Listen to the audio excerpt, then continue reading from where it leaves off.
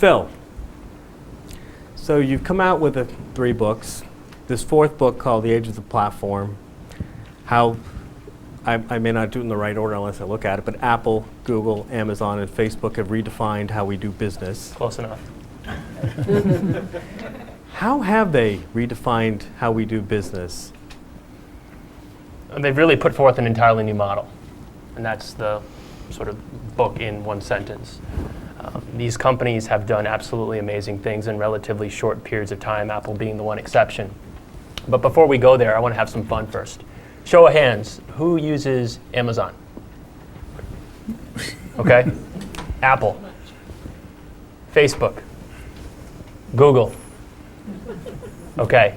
Does anyone not use one of those 4 companies' products or services? Really? I don't use Facebook. No, but I'm saying, does anyone not use any of them? Oh.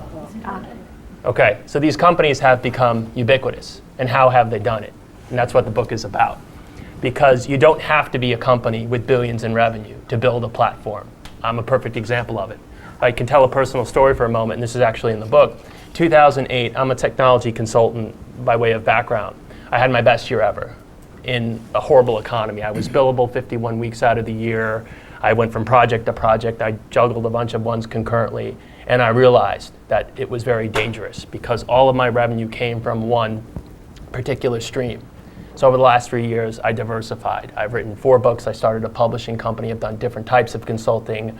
I've built my own platform by adding different planks. And when I thought about that in the context of the 4 companies that I profiled, the Gang of 4, it was obvious to me that I was onto something big. Sorry? The Gang of 4. It's not my term. If you Google it, it'll probably come up as a rock band, but Eric Schmidt coined the phrase. A Gang of 4. And that was just easier. Fast Company. Has anyone seen Fast Company this month? Right, the Fab Four, right, who's going to win in the tech war of 2012. So the Gang of 4 is really doing individually and collectively just some absolutely amazing things. And we can go down the list. But perfect example, and one that I cite quite a bit, is Amazon. And they're absolutely fascinating. If you think about what they've done since 1994 when Jeff Bezos founded an online bookstore, it's mind-boggling.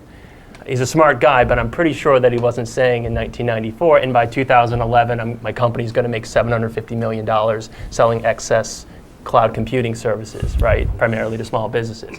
But if you look at what they've done historically, they've really used the platform. They added these different planks. So when cloud computing became popular and in demand, they were there to pounce. And if you look at what a lot of companies have done, they've added these individual planks. And that's something that I defined early on in the book, a plank versus a platform. I'm a big fan of Bloomberg West with Emily Chang and Corey Johnson. And I swear there must be a buzzer on that show. Because every 5 minutes, someone just blurts out platform. And I feel like it's used inappropriately most of the time. So in the book, I sort of lay out this framework in which there are individual planks of a platform. So if you take a look at Google in 1998, I would argue it wasn't a platform. It was an incredibly useful and powerful search engine, right? Does anyone remember Alta Vista and Lycos and Yahoo? And you would search and go, what is this, right? So Google was an incredibly useful search engine, but it wasn't a platform. It has become a platform by adding the different planks. Gmail and Google Maps and Reader and News and Android and all these different things. So one of the things that I've had some pretty heated arguments with people about in a few interviews I've done since the book came out, it only came out last week, is whether or not a small business or a large one can learn from these massive companies with billions in revenue. And I say yes, because I've done it. So one of the other things that I think I want to talk about, and then I'll let Adrian speak, is that these 4 companies are really consumer oriented. And I know Adrian's going to talk a bit about this. If you look, this notion of a technology platform isn't new, and I'm not saying that it is, right? Microsoft had built a platform, IBM, but these are all very consumer oriented ones, and everyone knows about the consumerization of IT. It is a better place to be, I think, in the consumer space. In fact, it used to be, if you go back to the mid-90s, what I call Enterprise 1.0.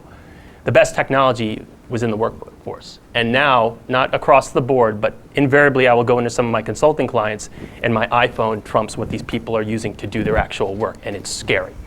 So if you look at what these companies have done, it's nothing less than fascinating. And I was unaware of a book that looked at the platform as a business model, and Adrian was so helpful in sort of being a sounding board and laying things out and helping me almost as sort of a secondary editor. And we agreed on a lot of things, but not on everything. And I think that this is my boldest, most ambitious book. People are either going to love it or going to hate it. It's not anodyne. This is not another social media book. It's about a different way of doing business. And you're either going to think I'm a genius or I'm an idiot. And I can live with that because I just think that the way that many companies have been doing business is not really tenable in the future. Next month, I'm speaking to 150 government folks in Washington, D.C. And the challenge will be, how do I not irritate them? Because if anyone in the room thinks that their way of doing business is going to remain the same, I think they're insane. You're not going to have the same budget. You're not going to have the same headcount. So how can you thrive in this age of the platform? That was really what was driving my thinking. There are 4 companies out there that are just absolutely killing it. And if you look at what other companies are saying about them, Microsoft's a great example. Right? Does anyone sort of see the challenge or the potential inconsistency of a company that 10 years ago was trumpeting the values of the free market, right, when it was being sued for bundling, i.e. with Windows, is now wanting the government to sue because Google has monopoly in search, right? So, the AOLs and Yahoos and MySpaces of the world would love to have the problems of Facebook and Amazon and Apple and Google. So those are just some of the things that I talk about in the book. But again, this notion of a platform isn't new, but consumers are driving a lot of it. And with that, I'll turn it over to Adrian.